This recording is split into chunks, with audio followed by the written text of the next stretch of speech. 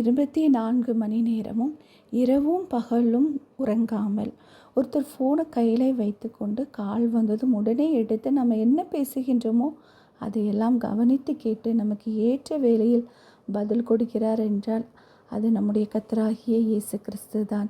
ஜெபம்தான் நாம் அவரிடத்தில் செய்கின்ற ஃபோன் கால். ஜெபத்துக்கு ஆம் இல்லை காத்திரு என்று பதில் வரும். ஆனால் நம்முடைய நன்மைக்கு ஏதுவாக அவர் நிச்சயமாய் கிரியை செய்து கொண்டே இருப்பார். ஏற்ற வேளையில் பதில் கொடுப்பார். நம்முடைய கண்ணீரை நாம் துடைத்து விடலாம், ஆனால் கர்த்தர் அதையெல்லாம் தம்முடைய துருத்தியிலே வைத்திருக்கிறார். அது வீணாய் போகாது. நிச்சயமாய் பதில் கொடுப்பார். என்னை நோக்கி கூப்பிடு, அப்பொழுது நான் உனக்கு உத்தரவு கொடுத்து நீ அறியாததும் உனக்கு எட்டாததுமான பெரிய காரியங்களை உனக்கு அறிவிப்பேன் என்று அவர் நமக்கு வாக்கு கொடுக்கின்றார்.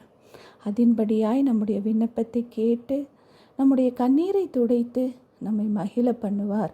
கர்த்தர் தாமே இந்த வசனங்களின்படி உங்களை ஆசீர்வதிப்பாராக. ஆமென்.